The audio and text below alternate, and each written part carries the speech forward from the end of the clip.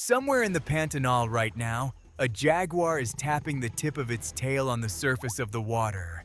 Not by accident, it's imitating the sound of falling fruit, drawing a caiman up toward the surface so it can crush its skull in a single bite.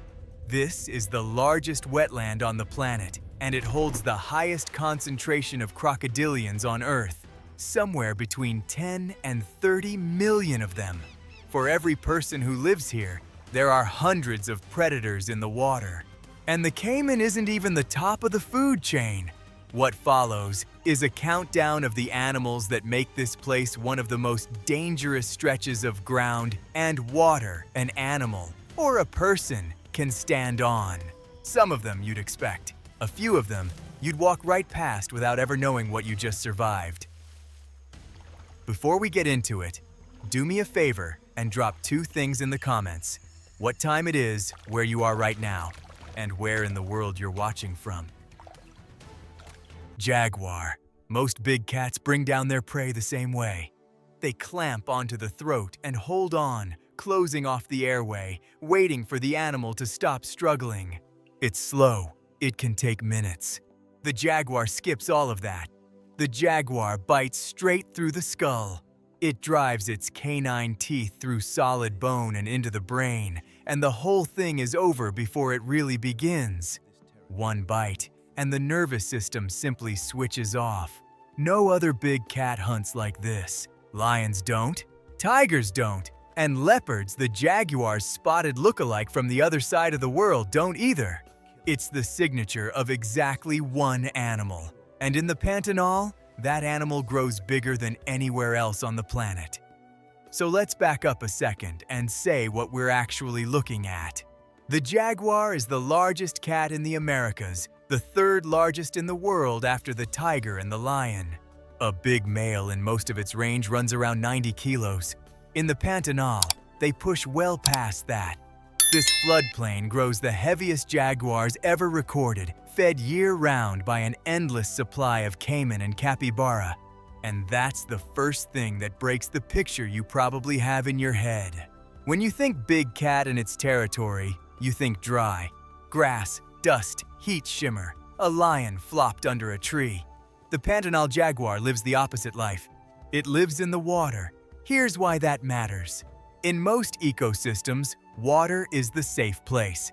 It's where prey animals run when a predator closes in. Into the river, out of reach, done. The jaguar took that rulebook and threw it out. It's a powerful swimmer. It will slip into a channel and cross it without a sound, dive after prey, and use the riverbank, the exact spot every thirsty animal has to visit, as its ambush line. The one place the caiman and the capybara feel safest is the one place the jaguar has already claimed. So the refuge becomes the trap. Now, about that bite. The jaguar has the strongest bite of any big cat on Earth relative to its size. Stronger, pound for pound, than the tiger. Stronger than the lion. We're talking roughly 1,500 to 2,000 psi at the canines. And that force isn't just for show.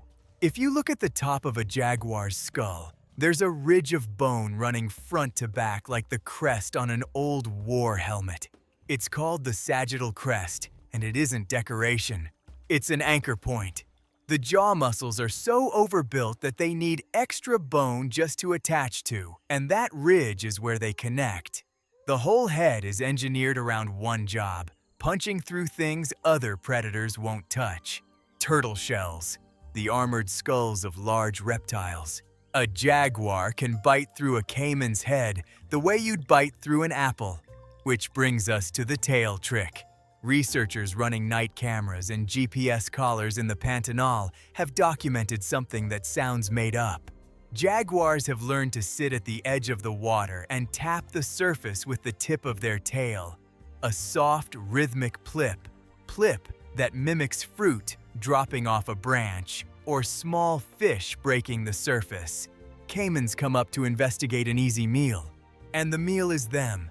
Crocodilians make up a huge share of what these jaguars eat, which means you've got the largest concentration of caiman on the planet.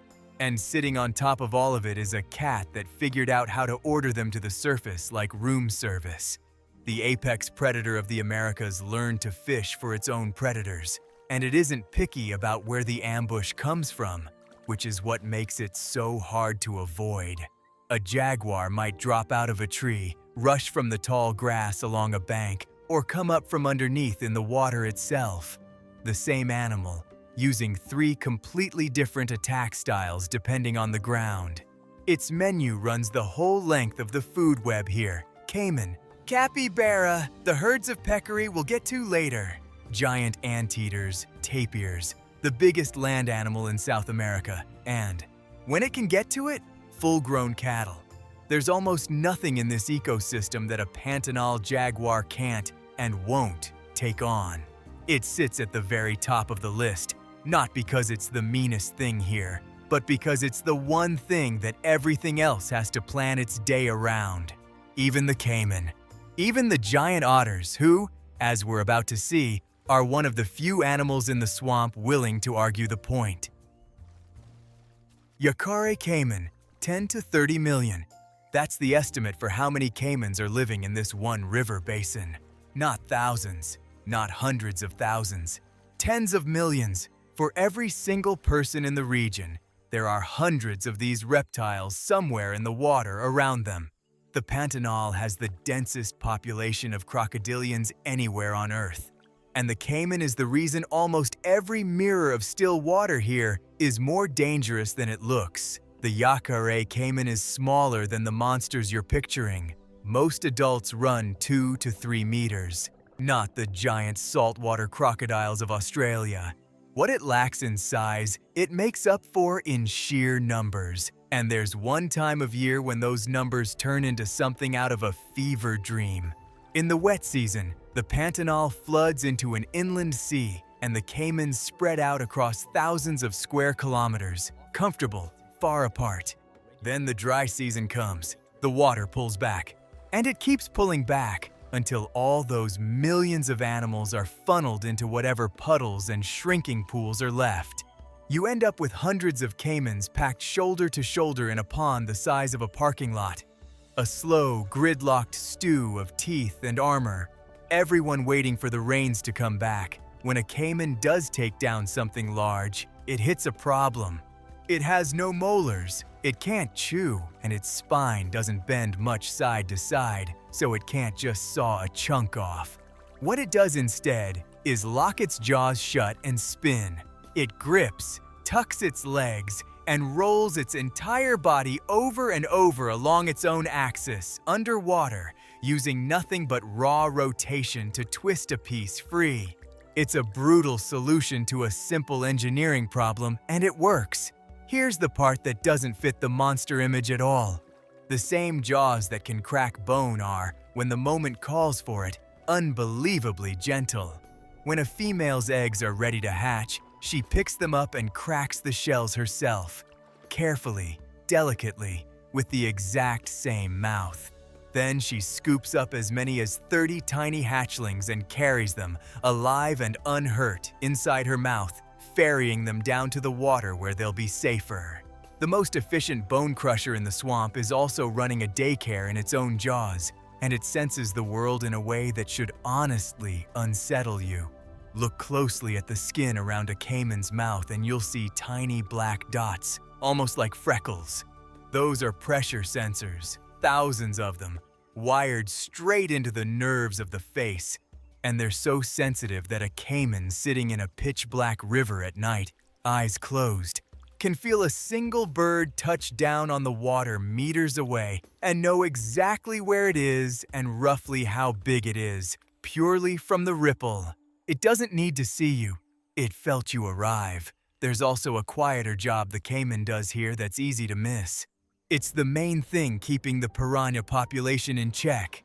The Pantanal is stitched together with millions of these reptiles doing constant, low-level work on the fish population, snatching piranha, snails, water birds, snakes, and rodents off the edges of the water with a fast sideways snap of the neck. Remove the caiman and the whole system tips. So the same animal that makes every pond a hazard is also, in a strange way, one of the things holding the swamp together. One more thing, because the biology here gets genuinely strange.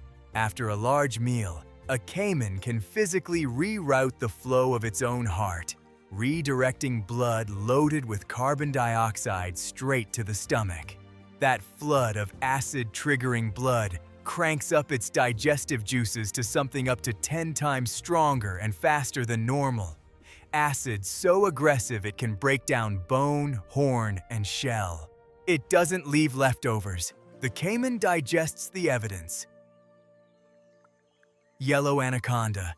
Picture swimming through water so dark you can't see your own hand, knowing that somewhere in it there might be something the width of a fire hydrant that makes no sound, gives off no warning, and doesn't need venom to end you. That's the yellow anaconda. It doesn't bite you and wait for poison to work. It doesn't chase you down. It simply applies physics until the problem is solved. On land, honestly, it's a bit of a mess. Heavy, thick, slow, and clumsy. An anaconda out of water is one of the most vulnerable things in the swamp, an easy target for almost anything. But slide it into the murky shallows and everything flips. The buoyancy of the water erases its weight, and suddenly that same awkward animal is a silent torpedo, hanging just below the surface with only its eyes and nostrils showing, holding perfectly still. It's a sit-and-wait hunter, and the wait can be a long one. For a long time, people assumed a constrictor works by suffocation, that it wraps around prey and squeezes the air out slowly. That's not what happens, and the truth is faster and stranger. Cardiovascular studies on large constrictors, led by biologist Scott Boback, showed that the squeeze doesn't go after the lungs at all. It goes after the circulation. The pressure cuts off blood flow so abruptly that blood pressure collapses, and the heart, starved of what it needs to keep beating, stops within seconds. The prey is gone almost immediately, long before air ever becomes the issue. It's not slow. It just looks slow from the outside, and the grip behind that is hard to overstate. An adult anaconda can apply somewhere around 90 psi. To put a number on that, it's roughly the feeling of a school bus parked upright on your chest. There's no muscling out of it, no wriggling loose, because the more the prey moves, the tighter it gets. Now, the swallowing. You've probably heard that a snake unhinges its jaw. That's a myth, and the real mechanism is better. The bones of an anaconda's skull aren't fused together. They're connected by ligaments that stretch like rubber bands, and the two halves of the lower jaw can move completely independently of each other. Add in teeth that all curve backward, and you get something eerie. The snake doesn't pull the prey in, it walks its own skull over it. Each side of the jaw takes turns reaching forward and grabbing, hand over hand, and every time the prey struggles or takes a breath, those backward curved teeth are ratcheted deeper down the throat. There's no direction to go but in, and it's worth saying what actually ends up on the wrong end of that grip. Because the yellow anaconda isn't hunting people. The danger it poses is the danger of the environment it hides in. Its real menu is capybara, waterbirds, the marsh deer that wade through the shallows, and young caiman. Think about that last one for a second. We just spent 5 minutes on the caiman as one of the most dangerous animals in the swamp, and here's an animal that eats them for a meal. That's the thing about the Pantanal. Almost nothing here is only a predator. Everything is also, at some size and some age, prey. The strangest part comes after the meal, when the anaconda is left holding an enormous animal inside itself and has to deal with it before it spoils. So its own body starts to rearrange. Its heart and liver can nearly double in size, almost on demand, ramping up its metabolism to handle the flood of processing a huge carcass requires. It rebuilds its own organs around a single meal, uses them, and then lets them shrink back down. It's a machine that reconfigures itself for the job and then powers back down to idle, floating in the dark, weightless, waiting for the next thing to come drink at the wrong edge of the water. Giant otter. Forget everything cartoons taught you about otters. In the Pantanal, the locals have a different name for this animal. They call it the water jaguar, and they don't mean it as a compliment. The giant otter is exactly what it sounds like. The largest otter on the planet, stretching close to 2 meters from nose to tail. But the length isn't the point. The point is that it never travels alone. It lives in tight family groups, and those groups are among the most aggressively territorial animals in the entire wetland. They are loud, they are coordinated, and if you cross a line they've decided is theirs, they do not back down. Not from a caiman, not from an anaconda, not, in some documented cases, even from a jaguar. Here's what that actually looks like. If a large caiman or a big cat comes into the river near a giant otter den, the family doesn't scatter. The whole group turns and goes at the intruder together. They surround it screaming, a wall of sound that's genuinely disorienting, and take turns rushing in from every angle, biting and pulling and never letting the bigger animal get a fixed position on any single one of them. They rotate, they flank. They wear the intruder down from all sides until it gives up and leaves, or worse. A single giant otter is no threat to a jaguar. 6 of them working as a unit can drive one right out of the water, and that coordination isn't luck. Bioacoustic researchers who recorded these families cataloged an entire language, at least 22 distinct calls, each one meaning something specific. They have functionally battle commands, sounds for coordinating an attack, sounds for flanking, sounds for regrouping. They operate less like a pack of animals reacting and more like a small military unit taking orders through the water. When you hear a giant otter family lose its temper, you're not hearing noise. You're hearing instructions. Now the part that undoes the cute image completely. These animals play with each other.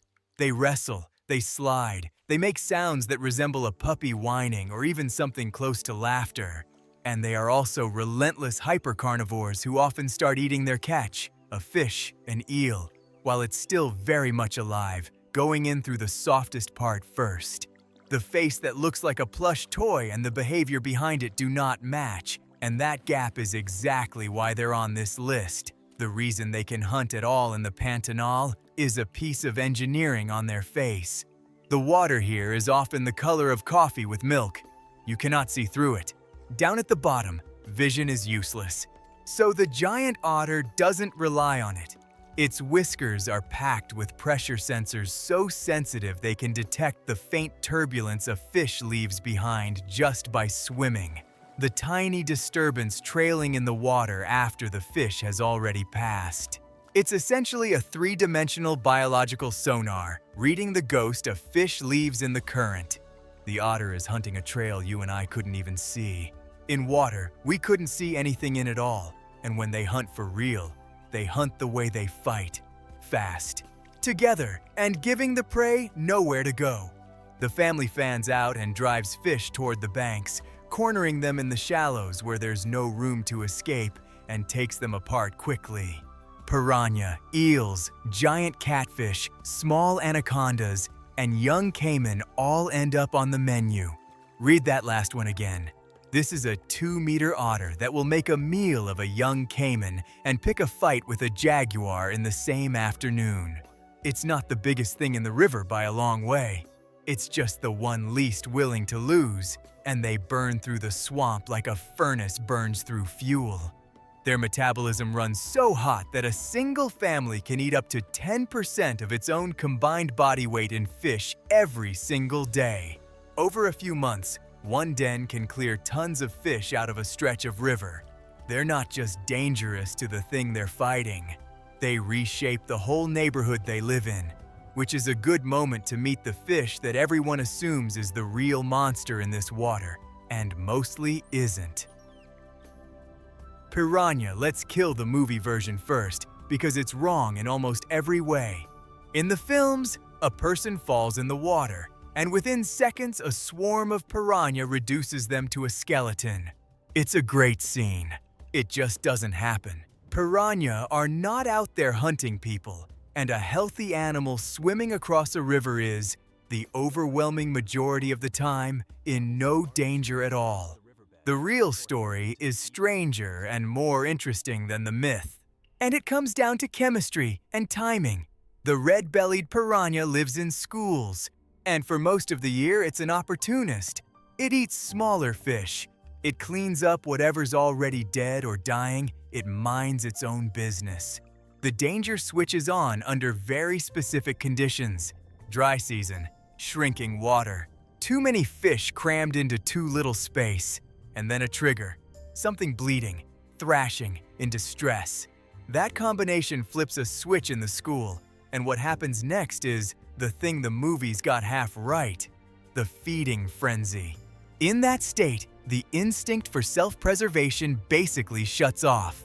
Every fish in the school lunges at whatever is in front of it, in a churning cloud of chaos, and in the middle of it they'll sometimes take a bite out of their own schoolmates without even registering it. It's not malice. It's not a plan. It's a chemical storm, and it burns out as fast as it starts. Here's the paradox, though, and it's a big one. These man-eating monsters are, ecologically, the cleanup crew. They're the vultures of the water. When something dies and sinks, the piranha are what strip it down fast before it can rot and turn the water toxic. Without them clearing that material out quickly, these shrinking, dry season pools would turn into stagnant, poisoned puddles full of the kind of bacteria that can wipe out everything else living in them. The most feared fish in South America is, most of the time, doing the swamp's janitorial work. The tool it does all this with is beautiful in a slightly unsettling way. Piranha don't have cone-shaped teeth like a shark. Their teeth are perfect triangles, razor-edged, and they interlock. When the mouth closes, the upper and lower teeth slot together precisely, like a zipper, or the blades of a bolt cutter. That means a piranha doesn't tear or saw. It doesn't pull and rip. It closes its jaw once and removes a clean, near-surgical circle of whatever it bit into in a single motion. One bite, one perfect coin-shaped piece, gone. And relative to its size, the force behind that bite is absurd. Researchers measured the bite force of the red-bellied piranha against its own body weight, and pound for pound, it produces a bite equivalent to many times its own mass, a relative force that leaves the famous prehistoric giants in the dust. Ounce for ounce, this little fish bites harder than a T-Rex did. It's just packaged in something that fits in your hand. There's one more detail that pushes it from interesting to genuinely eerie. A study out of the University of Liège dropped underwater microphones into piranha schools and discovered that the fish make sound on purpose. They bark. They've got a set of extremely fast muscles connected to the swim bladder, and they drum it to produce a hard, audible percussion in the water. A warning, thrown out to rivals and competitors before anything ever escalates to a bite. So the water you assumed was silent is, if you could hear it the way they do, full of small, sharp threats being traded back and forth in the dark. The piranha is talking. You just aren't invited to the conversation. The fish that is invited to the conversation, the one the piranha actually gets out of the way for, is next. Golden Dorado. The people who fish these rivers have a name for this one too, the river tiger. And of everything in the water so far, this is the one built purely for speed. The Dorado doesn't wait in ambush like the anaconda. It doesn't nibble like a scavenger. It hunts by turning its own body into a projectile and firing it through the current. The Golden Dorado is a big, muscular, gold-scaled fish of the fast, open, oxygen-rich water, the churning stretches and rapids where the other predators can't operate well. And when it decides to hunt a school of smaller fish, it doesn't stalk. It explodes. It accelerates straight into the middle of the school and slams its heavy, bony head into its prey, breaking bodies apart on pure impact. A violent collision that often sends fish flipping into the air and launches the Dorado itself clean out of the water. It's called ram feeding, and it's about as subtle as the name suggests. Where the piranha is a scalpel, the Dorado is a wrecking ball with fins, and it will turn that firepower on almost anything, including its own kind. Big Dorado have been documented taking their own young. Its usual targets are the fish nobody else can catch in that fast water. Smaller schooling fish like the curumbata, other piranha, frogs that end up in the current, and the occasional bird that gets distracted too close to the surface. But here's the twist that gives it a kind of immunity nothing else on this list has. The Dorado is the golden trophy of sport fishing in Brazil. Its shimmering gold and black body has made it a protected, almost sacred species. So the most violent hunter in the river is the one an angler carefully lifts, admires, photographs, and is then required by law to release back into the water. It gets to be the wrecking ball and the celebrity at the same time. The numbers behind that are hard to believe. A big old Dorado can reach around 30 kilos and pass a meter in length, and nearly 40% of that entire body is just the muscle driving the tail. That's a fish that is mostly engine. It uses that engine to punch through heavy, fast water in predatory bursts that hit speeds of around 70 kilometers an hour underwater. It's one of the fastest freshwater hunters on Earth. And it's using all of that speed inside rivers where most things are just trying not to get swept away. Its mouth is built for the job, and it's built differently from the piranhas. The piranha slices, the Dorado impales. Its large canine teeth aren't cutting blades. They're curved, hook-shaped, angled inward, backed by hard bony plates instead of a suction-feeding vacuum like most fish use. Once something is caught between the upper and lower plates, it triggers a lock like the jaws of a spring trap. And the mechanism is self-tightening. The more the caught fish struggles, the further down the throat it gets driven. There is no fighting your way back out of that mouth. Every movement only finishes the job, but the detail that really gets me is how they hunt during the Great Migrations. Every year, huge numbers of fish move upriver to spawn, a migration the locals call the Piracema, and you'd expect a predator to just sit in its territory and pick off the migrants as they pass. The Dorado doesn't do that. Researchers tracking these fish watch schools of adult Dorado leave their own turf and travel alongside the migrating fish for dozens of kilometers, shadowing them down the length of the riverbanks. They don't let the mass of fish scatter and disperse. They herd it, pinning the migrants against the shallows along the edges, keeping the whole moving crowd bunched together, exactly the way wolves work a herd of sheep. Not to overwhelm it all at once, but to travel with their food and feed off it steadily for the entire journey. The most aggressive hunter in this water is also the most patient about it, and it will follow its next meal for a week to get it exactly where it wants it. Freshwater stingray. Ask the people who live and work in these rivers what they're most afraid of. Not the jaguar, not the anaconda. It's this. A flat, round, harmless-looking disc lying in the sand, and it's responsible for some of the most painful, most common injuries in the entire region. The locals have a grim nickname for the freshwater stingray. They call it the underwater landmine, and the comparison is almost too accurate. Here's the whole problem in one sentence. The stingray does nothing wrong. It isn't hunting you. It has no interest in you at all. It's a gentle, graceful bottom dweller that spends its life half buried in the soft sand, filtering out mollusks and small crabs. When it senses the heavy thud of footsteps coming through the water, its entire survival strategy is to trust its camouflage and freeze. It flattens into the sand and hopes you don't notice it, which means it just sits there, completely still, completely hidden, and waits, fully prepared to let a person set their bare foot directly onto its back. You walk through beautiful, clear, warm water, feeling the soft sand between your toes, and the next step brings the worst pain of your life. Because the instant weight lands on it, the tail whips up in a single, instantaneous arc, and it drives a barb into you. And this is where it stops being a simple sting. The barb isn't smooth like a bee's. It's covered in tiny, backward-facing teeth like a harpoon. Going in, it slides through the skin easily. But the reflex, the automatic jerk of pulling your foot back, is the trap. Those backward teeth catch and tear as the barb rips out, opening a wide, ragged wound and leaving a venom-rich tissue behind to dissolve into the exposed muscle. The animal didn't design that to happen.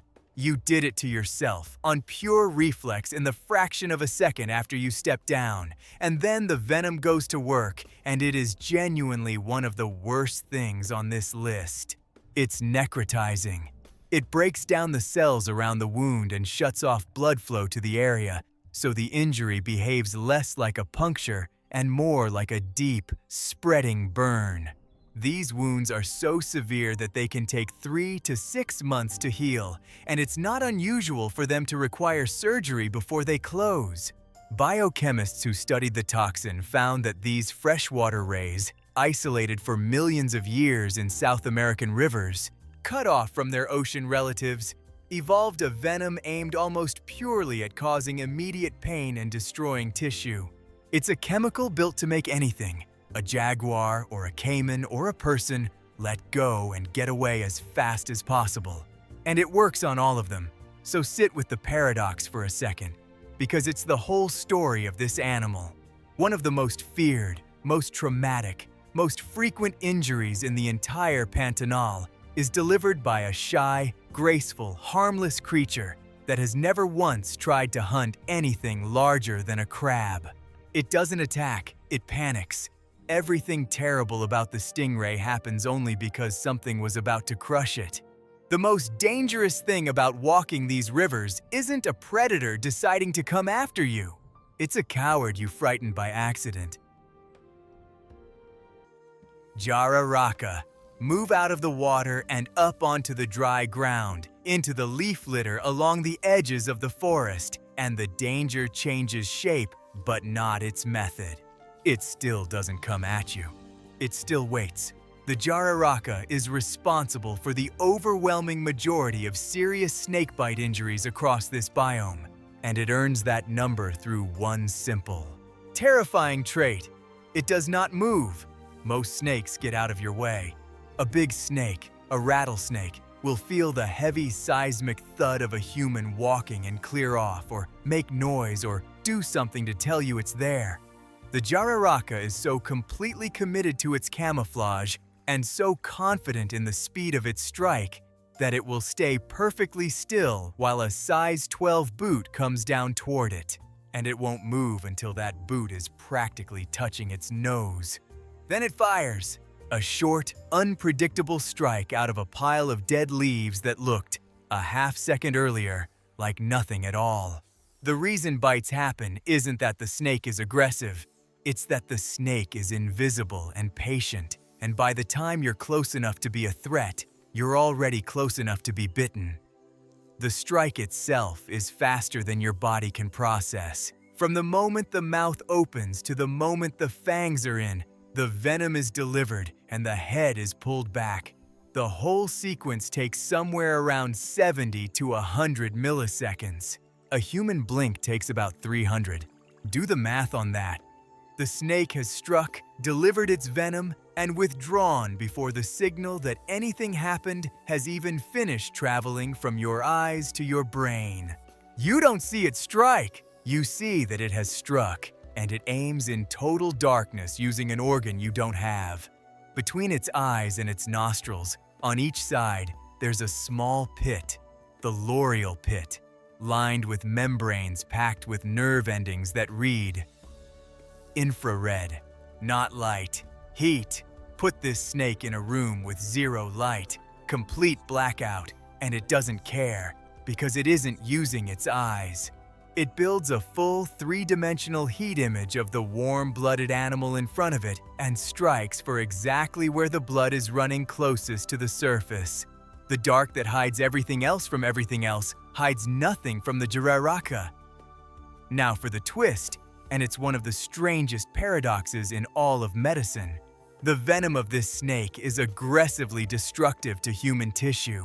It's one of the injuries most likely to cause serious spreading damage to the flesh around a bite.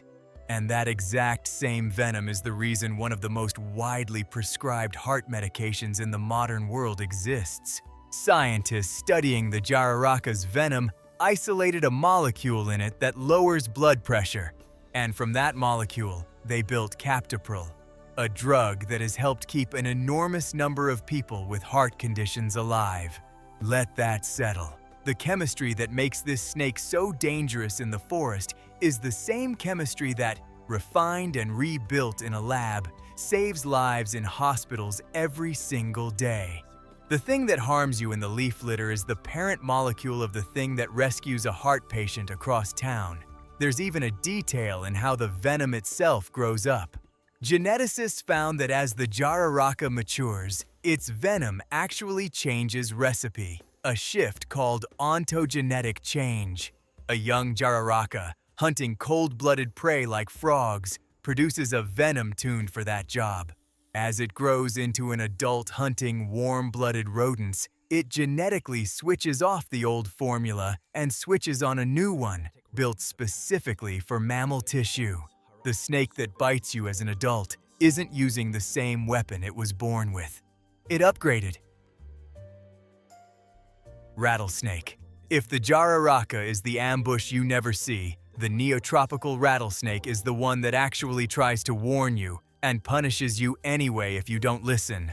It lives in the drier, rockier, higher ground around the edges of the Pantanal.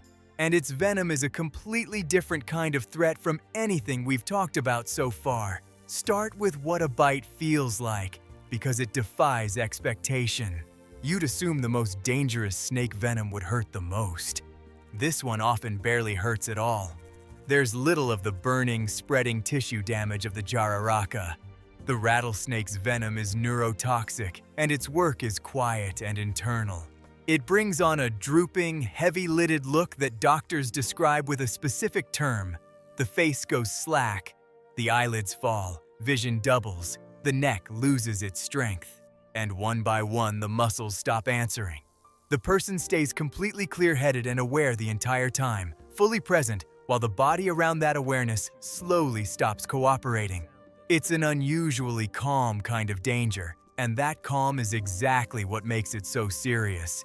It doesn't feel like an emergency until it very much is one. The venom is rich in a compound called crotoxin, and when a bite isn't treated quickly with anti-venom, the combination of that paralysis and severe strain on the kidneys pushes the fatality rate frighteningly high, up towards 70% in untreated cases. This is one of the few snakes on this entire list where the clock genuinely matters that much. But the thing everyone knows the rattlesnake for, the rattle, is the part people get most wrong. In the movies, the rattle is a threat, a villain's hiss before the attack. In reality, it's the opposite. It's an act of mercy. That snake is burning precious energy, shaking its tail for one reason, to beg you to stop. It's saying, as loudly as it can, don't take another step. Please don't make me use my venom on something I can't even eat. The rattle is a plea, not a warning shot. And here's the bitter irony baked into it. That honest warning is often the snake's undoing, because the sound draws humans straight to it. And a rattlesnake that announces itself is a rattlesnake that gets found, which has led to something genuinely unsettling that herpetologists are only starting to document. Because people kill any rattlesnake that makes noise. The ones that survive and reproduce are increasingly the ones that stay silent. Snakes born with quiet or defective rattles, the ones that don't give themselves away. Generation by generation, human pressure is quietly selecting for a rattlesnake that doesn't rattle. We are, without meaning to, breeding the warning out of the animal. We took the one honest predator on this list, the one that tells you it's there, and we're teaching it to stop telling us. The rattle itself is a small marvel worth understanding, because the folklore is wrong about that too. There are no little stones inside it. It's a chain of hollow, interlocking capsules of dead skin, and the real wonder is the muscle at the base of the tail that shakes them. Those muscles can contract 50 to 100 times per second and hold that vibration for hours without tiring. Faster and far more sustained than a hummingbird's wings. It's one of the most tireless muscles in the animal world, and its entire purpose is to say, over and over, leave. Coral snake. We've saved the strangest of the four for last, and it breaks a rule the whole rest of this list follows. Every other animal we've met survives by not being seen. Brown, gray, buried, still. The coral snake does the exact opposite. It wears bright bands of red and black and pale yellow, colors that scream, "Look at me," against the mud. It has, drop for drop, one of the most potent venoms in all of Brazil, stronger than the rattlesnakes, and instead of hiding, it advertises. This is the animal confident enough to be the most dangerous thing in the mud and still refuse to blend in. And what does this small, brilliantly colored, incredibly venomous snake do with all that power? Almost nothing to you, as it turns out. And that's the paradox at the heart of it. Because for all its chemistry, the coral snake is one of the shyest, most reluctant, most human-avoiding animals in the entire biome. Its mouth is small, and its fixed fangs are short, so it can barely get a proper grip on exposed skin. Real injuries to people are extraordinarily rare, and when they do happen, it's almost always because someone decided to pick the snake up, to handle the pretty colors, and force the animal into a defensive bite it clearly did not want to give. Left alone, it is arguably the safest venomous snake on this list. Provoked, it's one of the deadliest. The difference is entirely up to the person. Its diet is where it gets genuinely bizarre. The coral snake mostly hunts other snakes. It slides actively through the mud looking for them and swallows them whole, including other venomous snakes, often nearly its own size. It's a snake that specializes in eating the exact thing it is, and the way it delivers venom is unlike the fast syringe strike of the vipers we just met.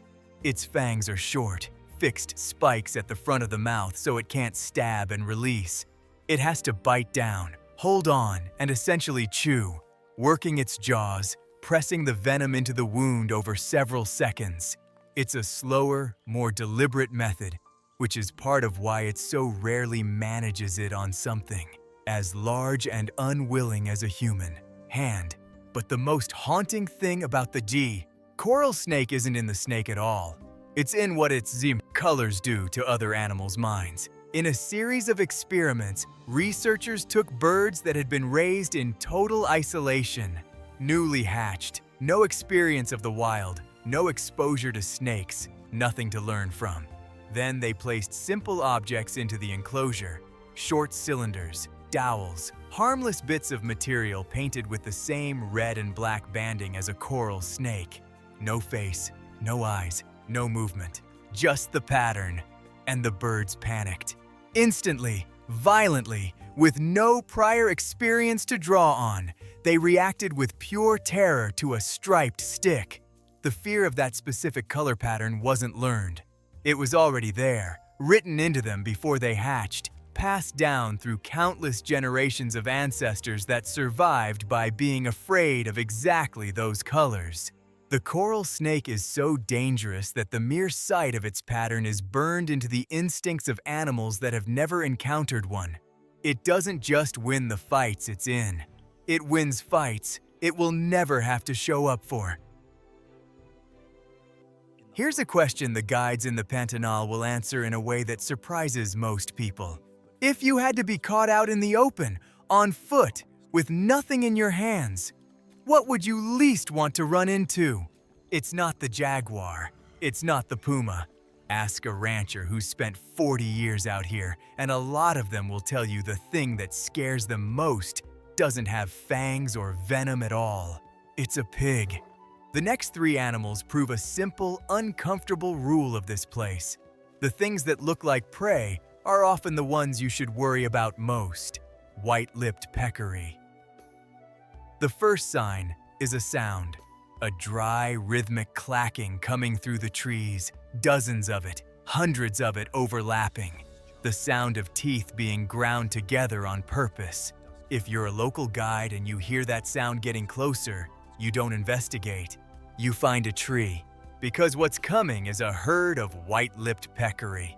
And a peccary herd is one of the few things in this biome that will make a jaguar climb for its life.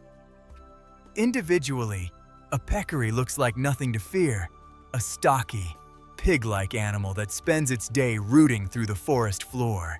The threat is that it is almost never individual.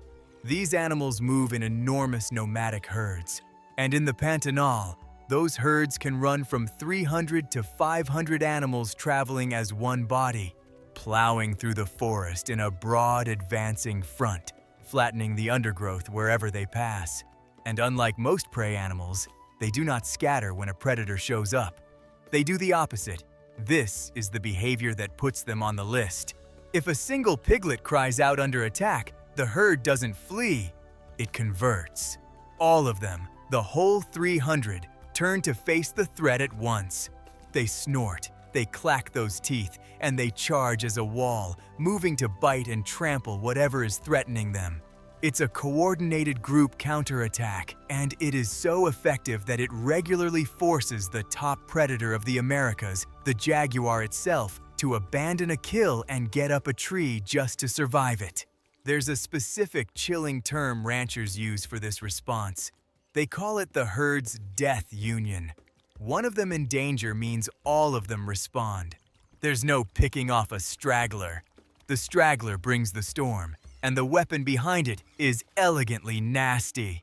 A peccary's long canine teeth aren't just for cracking hard fruit. Of the way they're set in the jaw, the upper and lower canines constantly grind against each other every time the animal chews. Thousands of times a day, for its whole life, which means they act like a blade being drawn across a whetstone over and over. The teeth sharpen themselves.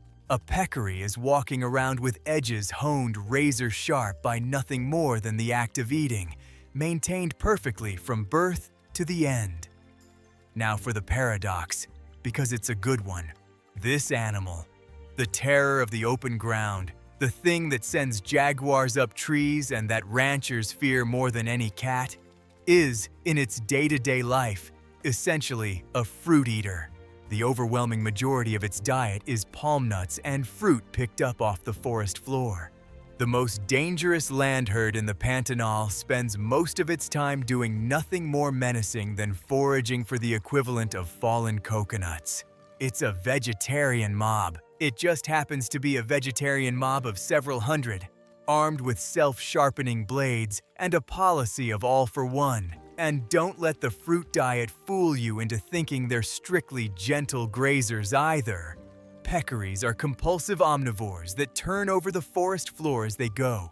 And when the opportunity comes up, they'll actively kill and eat things most animals avoid entirely, including venomous snakes, which they trample under those hard hooves and eat without much ceremony.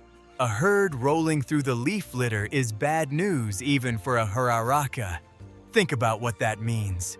The ground-dwelling viper we spent all that time on in the last part, the one that ends jaguars and puts people in the hospital, is itself just an item on the menu for a mob of self-sharpening fruit eaters. There's one more piece, and it explains how 300 animals turn violent in the same instant. A peccary has a large scent gland on its back, and at the first hint of stress, it releases a strong odor, something people compare to spoiled garlic. That chemical hits the noses of the entire herd at once, and researchers documented what happens next. In a matter of seconds, the heart rates, the stress hormones, and the aggression of hundreds of animals sync up to nearly the same level, all at the same time. It's a chemical command broadcast through the air, turning a scattered crowd of foragers into a single coordinated force in the space of a breath. You're not facing 300 animals. You're facing one animal wearing 300 bodies. Feral pig. If the peccary is a natural terror, this next one is something we made. The feral pig, the Porco Montero, is, in a real sense, the monster this ecosystem built out of our mistake. And its story is the closest thing the Pantanal has to a science fiction plot. Rewind a couple of centuries. European settlers brought ordinary domestic pigs to this region. Soft, pink, docile farm animals. Some got loose, some were left behind. And the Pantanal did something to them that nobody planned. Over roughly 200 years, this brutal environment applied relentless pressure, and under that pressure, the tameness got stripped away. The old dormant wild genes of the pig's ancestors, the ones domestication had switched off, came back online. What emerged on the other end was not a farm animal gone loose. It was something rebuilt from the inside. A massive, dark-bristled, armored animal with no brakes on its aggression, essentially a wild boar reverse-engineered by the swamp itself. The Pantanal took the gentleness out and put the beast back in, and it fights in a way that's specifically built to take down something bigger than it. A dominant male doesn't run in a straight line or flee. It makes short, curving rushes, dropping its heavy snout low, getting underneath its target, and then drives its long, sharpened tusks upward in quick, ripping strokes, aiming for the legs and the underside, working to open wounds and drop the opponent's stability out from under it. It's a low-line attacker, hooking upward from below, and it's exactly the technique you designed to bring down a predator that expected to be the one doing the attacking. The reason it survives fights with jaguars is armor, and it grows its own. As these males revert to full wild behavior, battling each other, surviving big cat claws, the dominant ones develop a thick shield of dense, callous tissue over the shoulders, back, and sides of the chest. Layers of toughened, fibrous material that can build up more than 3 centimeters thick, sitting right over the lungs and heart. It functions like a natural piece of body armor, a built-in vest that turns aside claws and tusks and protects the vital organs underneath during a fight. A big male can push 150 kilos and charge through flooded brush at over 40 kilometers an hour, tusks out. It is a self-armoring tank that a farm animal became because we stopped watching it. Here's the paradox, and it's a heavy one. Every other animal in this documentary is a native species, protected by law, some of them under threat, all of them things the government spends real effort defending. The feral pig is the one entry on this entire list that the environmental authorities actively beg people to hunt. No limit, no quota, no penalty, precisely because of the damage it does. And that damage is the truly disturbing part. Researchers studying it gave it a title, the ecosystem engineer of collapse.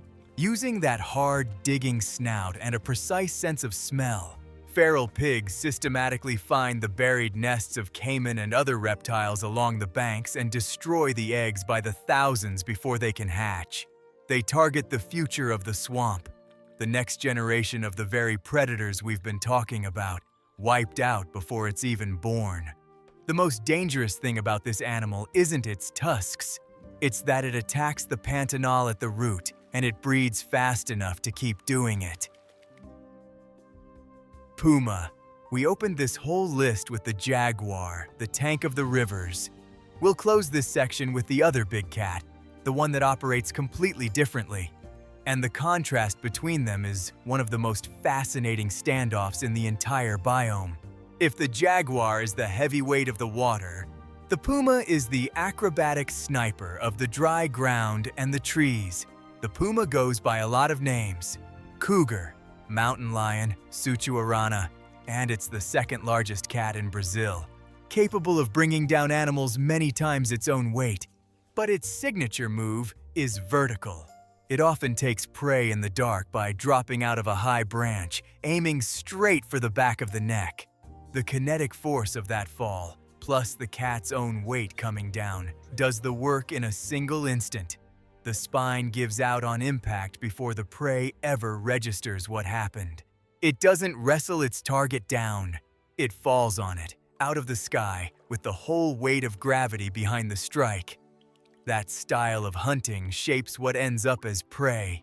The puma is a short ambush and sprint specialist, and it works the drier edges of the biome where the jaguar is less at home, taking pampas deer, the peccary's smaller relatives, younger capybara, armadillos, and rheas, the big flightless birds of the open country. It's built for the quick burst and the surprise drop rather than the long chase. And everything about its body serves that one explosive moment. The engineering that makes that possible is worth appreciating because the puma is basically a spring. It has the longest hind legs of any cat, and its spine works like a coiled steel spring. When it crouches, it loads energy into those legs and that flexed backbone, and when it launches, the whole spine whips forward and dumps all of it into the jump at once. From a dead standstill, no running start. That mechanism lets a puma leap around 5.5 meters straight up and clear up to 12 meters in a single horizontal bound. Think about that. Standing still, it can jump onto a rooftop nearly 2 stories up. It's one of the most explosive jumpers on Earth, packed into a cat. Here's the eerie paradox. For all that power, the puma belongs to the group of small cats, not the big ones, and that comes with a strange consequence. It cannot roar. To communicate across the forest, it makes house cat sounds, purrs and chirps, and one other thing, a high, piercing scream that sounds almost exactly like a person crying out. That sound, drifting through the dark of the Pantanal, is the source of countless local ghost stories. Travelers convinced they heard someone in distress out in the brush, when what they actually heard was a cat. The second largest predator in the country announces itself with a voice that people mistake for their own kind. But the detail that stays with me is how the puma survives sharing ground with the jaguar, because the jaguar will absolutely dominate it. Researchers tracking both cats with GPS collars documented what they called ghost-like evasion. To avoid the jaguar, the puma builds a perfect timetable in its head. It hunts the exact same trails the jaguar uses, the same paths, the same hunting grounds, but it shifts its own schedule so that it always crosses through hours before or hours after its rival, never at the same time. Same territory, same routes, 2 predators, and they almost never meet because one of them has quietly agreed to live in the gaps. The puma doesn't beat the jaguar. It becomes a ghost in the jaguar's house, sharing every room, just never at the same hour. And it survives on the strength of that discipline alone. We've worked our way down from a cat that weighs more than a person to a fish you could hold in one hand. Now we're going smaller still, small enough that you could hold any of these next 4 in the palm of your hand, if you were foolish enough to try. And here's the part that should reset how you think about danger in the Pantanal, measured by the number of people actually harmed every year. The tiny things at the bottom of this list do more damage than the jaguar, the caiman, and every snake we've covered, combined. The smaller it gets here, the worse the weapon it's carrying, fire. A single fire ant is almost nothing. Drop one into water and it can't even stay on top. It breaks the surface tension and sinks. So here's a genuine puzzle. How does an animal that individually drowns become one of the most feared things in a flooded landscape? The answer is one of the strangest tricks in the natural world, and you only see it when the water rises, when the Pantanal floods, and it floods on a massive scale. every year, turning dry ground into an inland sea. The fire ant colony has a problem. The whole nest is about to go underwater. It does not drown. Instead, in roughly 100 seconds, hundreds of thousands of ants grab onto each other with their jaws and legs and weave themselves into a single floating raft. A living, waterproof mat of interlocked bodies that rides on top of the flood. The colony turns itself into a boat made entirely of itself. And if an animal fleeing the water or a person in a canoe happens to brush against that raft, thousands of ants pour up onto it at once. And the whole thing turns into a coordinated attack. The physics of it shouldn't work, and that's what makes it remarkable. One ant sinks, but bring hundreds of thousands of things that sink together, lock them arm in arm, and they form a mesh that is somehow completely unsinkable. Their bodies naturally repel water, and when they clamp together, they trap thousands of microscopic pockets of air underneath the raft, a silvery layer of trapped bubbles. That means the ants on the very bottom, the ones pressed directly against the water, don't drown. They survive for weeks down there, breathing that trapped layer of air like they're carrying their own oxygen tanks. The raft can float, intact and alive, for as long as the flood lasts. Engineers at Georgia Tech got fascinated by this and tested the living raft in a lab, and what they found is almost hard to believe. The colony behaves like a liquid and a solid at the same time, what physicists call a non-Newtonian material. Press into the raft slowly with a stick, and it flows around the object and swallows it soft as water. But squeeze it hard and fast, and the ants lock their collective grip, and the whole structure goes stiff and springy, resisting like a block of rubber. The colony feels the force being applied to it and changes its own physical properties to match. It is, functionally, a single material made of 500,000 tiny minds, deciding together whether to be a fluid or a wall. And unlike a bee, each individual ant doesn't pay for its attack with its life. It can drive its stinger into the same spot 7 to 10 times, pumping in a venom that burns like hot oil. Now multiply that. A single raft riding down a Pantanal river can hold 500,000 irritated ants, each one able to sting again and again. This is why the small things earn their place, not through one dramatic strike, but through a number so large it stops feeling like animals and starts feeling like weather. Brazilian wandering spider. There's an unspoken rule that makes people feel safe around spiders. No matter how scary it looks, it wants to get away from you as much as you want to get away from it. It'll run. The Brazilian wandering spider, the armadillo, didn't get that rule, and its refusal to follow it is exactly what makes it so dangerous. Corner most spiders, and they flee. Corner this one. Trap it with a boot and a flashlight beam, an obstacle 1,000 times its size. And it does the opposite of hide. It rises up onto its back legs, lifts its front legs high into the air to show the bright, warning-colored patches underneath, and then it tracks you. It follows your movement, swaying side to side like a compass needle locked onto a target, holding that raised stance, waiting. And if you push it, it doesn't retreat. It springs forward, launching into an offensive lunge that tends to land on the leg or arm of whoever startled it. It is one of the very few animals that, when faced with something enormous, decides the correct response is to advance. Its venom is a neurotoxin, and it works differently from the flesh-damaging venoms we've seen. It doesn't break down tissue around the bite. It hijacks the body's electrical system. It forces the sodium channels in the nervous system to stay open, which stops the pain-sensing cells from ever switching off, so the nerves fire an unbroken, maximum volume alarm to the brain, pain with no physical wound to explain it, along with sweating, a racing heart, and a body thrown into overload. It's not damaging you so much as scrambling your wiring, drop for drop.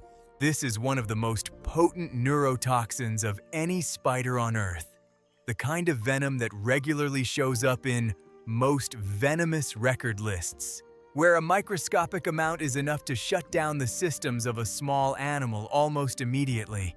But the detail everyone remembers is the strangest side effect in all of toxicology. In male victims, the venom triggers a specific, prolonged, and genuinely painful reaction downstairs, an involuntary effect that can last for hours if anti-venom doesn't reverse it.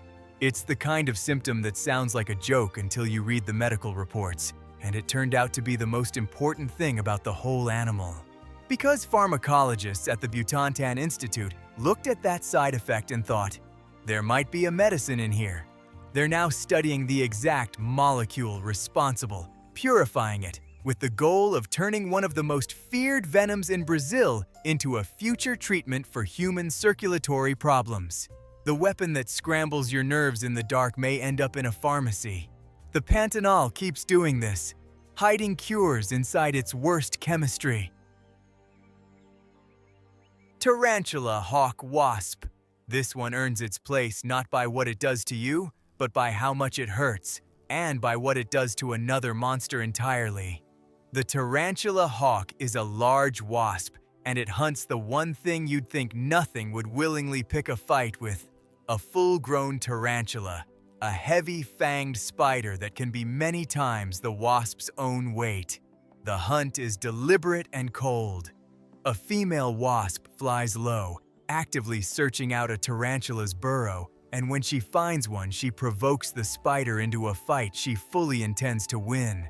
She dodges the fangs, dances around those heavy legs, and lands a single, precise sting into a specific bundle of nerves in the spider's underside. That one sting doesn't end the spider. It paralyzes it.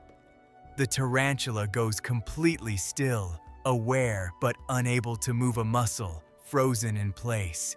Then the wasp drags the living, motionless spider into a burrow, lays a single egg on it, and seals it in and leaves. When the egg hatches, the larva feeds on the paralyzed spider slowly over weeks, carefully saving the vital organs for last, so its food stays fresh and alive the entire time. It is one of the most unsettling survival strategies in nature, and the wasp does it in complete silence. Now, the sting, because this is what the tarantula hawk is truly famous for. There's an official scale that ranks the pain of insect stings, built by an entomologist named Justin Schmidt, who, over his career, got himself stung by dozens of species specifically to describe them. The tarantula hawk sits at the very top. It scored the maximum, a 4.0, the highest, most severe level on the entire scale. Schmidt's own description is the part people never forget.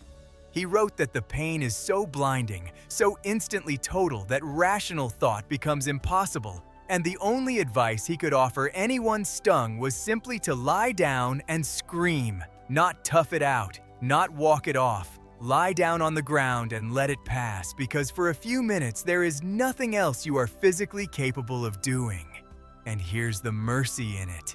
For all that agony, the sting causes no lasting physical damage. It doesn't break down tissue. It doesn't threaten your life. It's pure, overwhelming sensation, and then it's gone.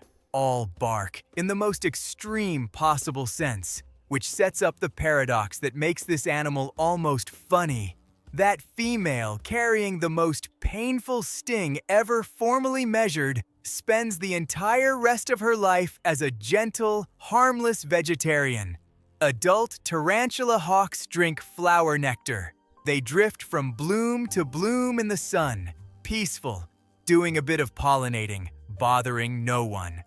The most agonizing weapon in the insect world belongs to an animal that 99% of the time just wants a drink of something sweet. The worst sting on the planet is attached to a flower-loving wasp having a very nice day.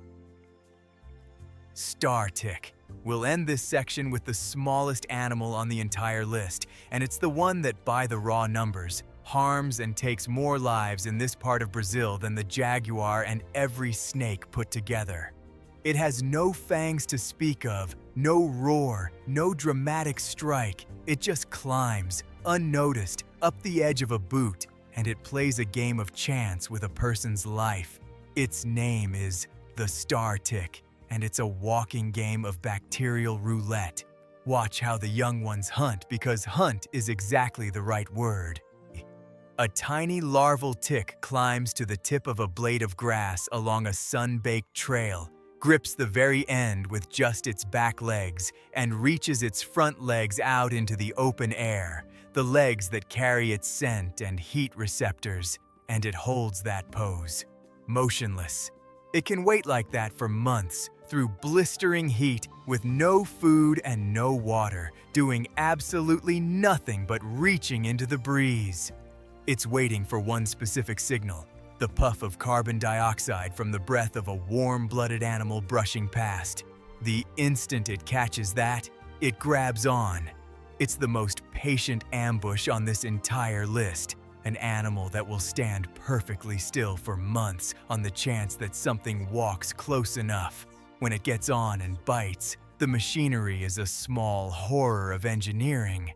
Its mouthpart is a barbed harpoon that saws into the skin, backward-facing teeth locking it in so it can't easily be pulled free. Then it does two clever, awful things. First, it floods the wound with a chemical mix that numbs the sight. An anesthetic so effective you never feel it and never feel the urge to scratch it off. Second, to make absolutely sure a stray branch or a brush of the hand can't dislodge it, it secretes a biological cement that hardens around its own mouthparts, gluing itself permanently into the skin. It fuses its face to you. It can stay locked in like that for days, even a week, feeding the entire time, invisible, painless, and cemented in place. And the reason it's on this list is what it might be carrying while it does that. The star tick is the main carrier of the bacteria behind Brazilian spotted fever, and that illness is one of the quietest, most serious threats in the whole region. The early symptoms look like a common fever, so it gets missed, mistaken for something ordinary in a busy clinic. And if it isn't caught and treated with the right antibiotics fast, in the very first days, the untreated fatality rate climbs terrifyingly high, into the range of 40 to 70%. Something the size of a sesame seed that you never felt bite you, carrying an illness that hides behind an ordinary fever until it's extremely serious.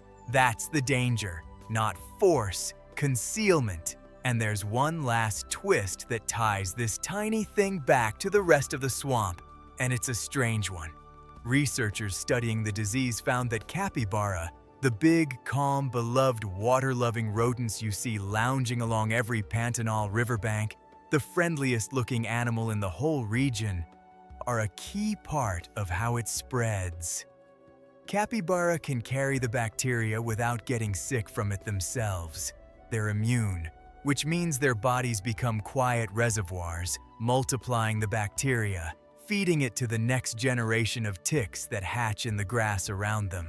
The gentlest, most harmless-looking animal in the Pantanal is, without any idea it's doing it, one of the engines behind the deadliest small thing in it. You came here worried about the things with teeth. The real numbers were being run by a seed-sized passenger riding on the back of the friendliest face in the swamp.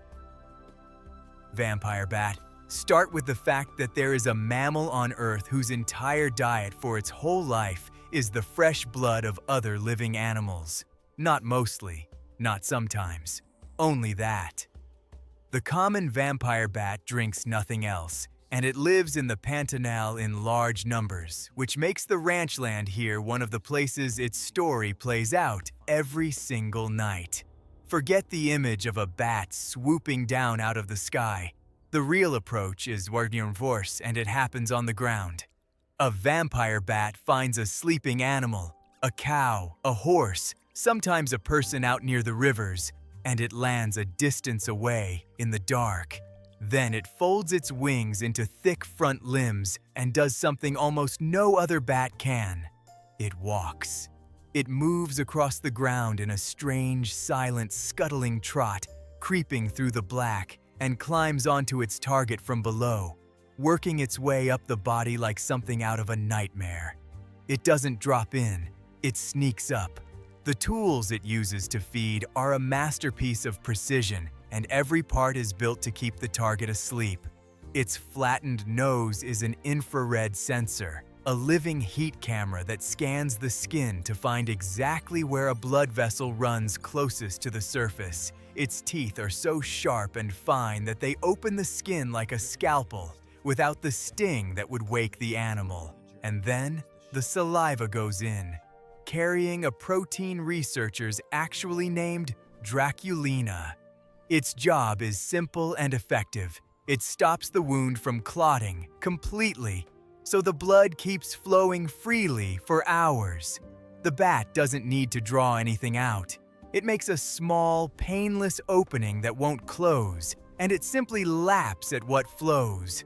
The animal often never wakes up, and it isn't fussy about where the meal comes from. The vampire bat works its way through the whole roster of large, warm-blooded animals the Pantanal keeps in supply. Cattle and horses on the ranches, rooting pigs, armadillos, tapirs, and now and then, a person sleeping out in the open near a riverbank or a farm.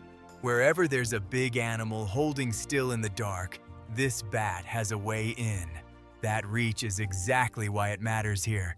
The Pantanal is wall-to-wall livestock and wildlife, an endless, sleeping buffet, and the bat has all night and a silent walk to choose from it. Here's the number that makes people wince.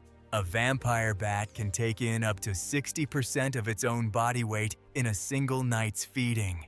That's so much that it becomes too heavy to fly, so its kidneys immediately start dumping the watery part of the meal. It begins processing the liquid out within a couple of minutes just to get light enough to take off again.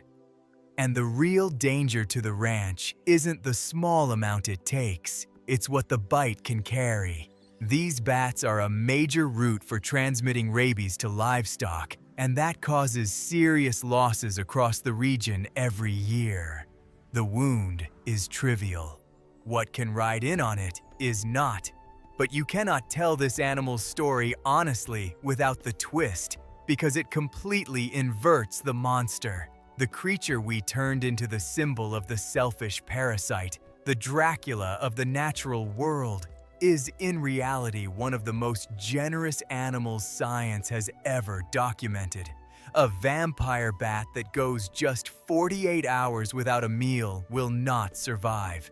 And when a starving bat returns to the roost empty, a well-fed companion, often not even a relative, will bring up part of its own meal and share it, mouth to mouth, to keep the hungry one alive. They keep track of who has helped whom, and they return the favor. The animal built into our folklore as the ultimate taker turns out to run one of the most reliable sharing networks in the entire animal kingdom. And there's a final, eerie detail.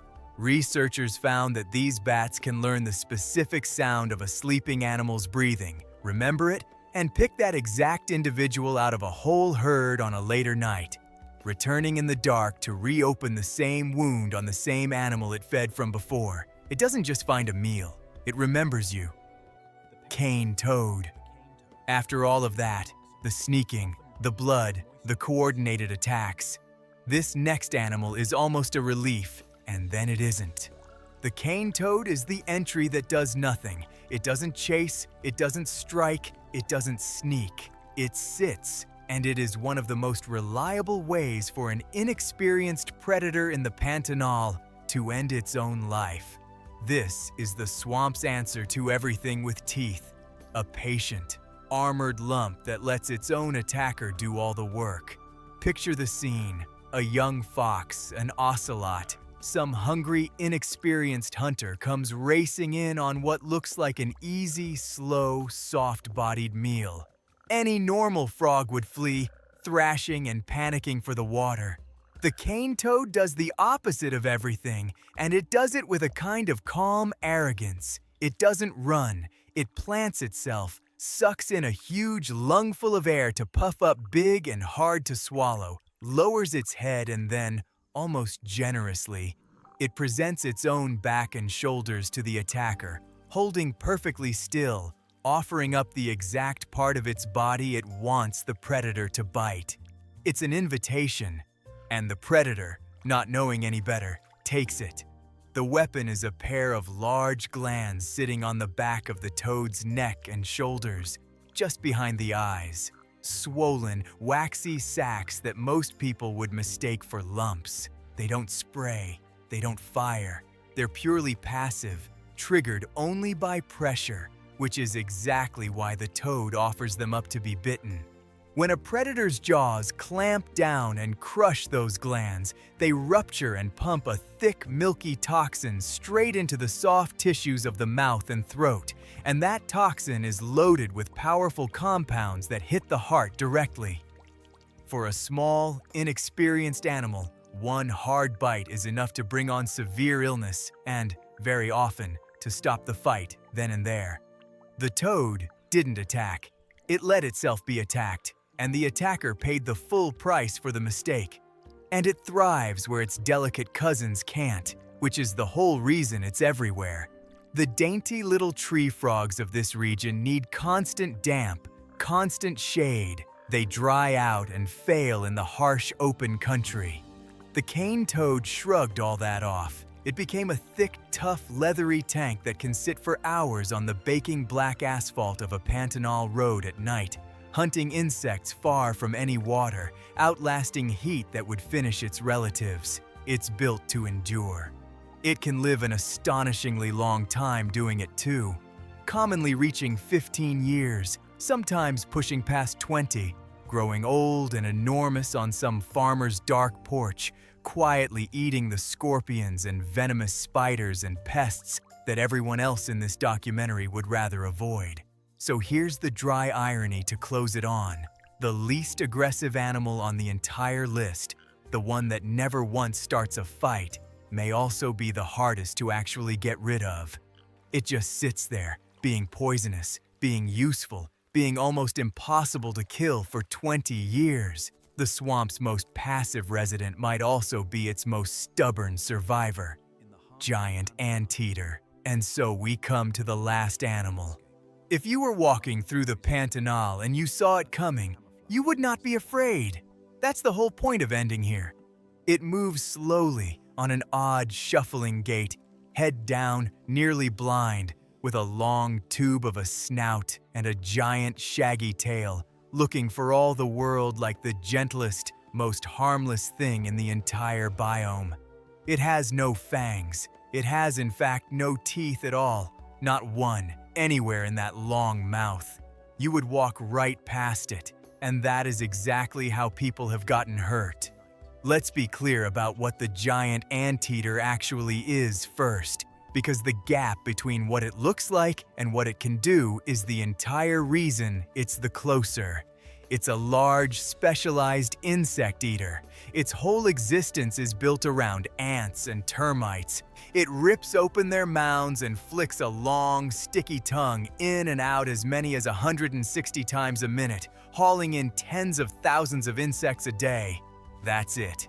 That's the diet. It has never hunted anything larger than a termite in its life. It is not a predator in any normal sense of the word. And yet, here's what's hiding on the ends of those front legs. The giant anteater has enormous curved claws on its front feet, and the biggest of them easily pass 10 centimeters in length, thick, dense, and brutally sharp. That's as long as, or longer than, the claws on a grizzly bear. The reason you've never really registered them is that the anteater keeps them hidden. If it walked on them like a dog, those blades would grind down and go dull. So instead, it walks on its knuckles. It curls its front paws under and moves on the backs of its hands, keeping the claws folded up and off the ground, polished and razor sharp, sheathed like knives pointing backward. It carries a set of 10-centimeter blades everywhere it goes, and it keeps them perfect precisely because it never lets them touch the dirt. And when a jaguar or a pack of those peccaries or anything else corners a giant anteater it can't escape from, the harmless shuffling animal transforms. It sits back, plants that huge thick tail on the ground behind it like the third leg of a tripod, and rises up onto its hind legs, nearly 2 meters of standing animal, and spreads those long front arms wide open. If the attacker commits, if it comes into that space, the anteater closes its arms around it and drives the claws in and does not let go. It's a grappler's move, built entirely around those hidden blades, and it has been enough to turn the tables on the top predator of the Americas. There are documented cases of jaguars forced to break off and climb away from an animal that eats nothing but ants. But the reason this animal closes the list, the reason it's here at all, is in the medical record, and it's sobering. Researchers documenting rural cases in this region have had to write up something that ecology never predicted.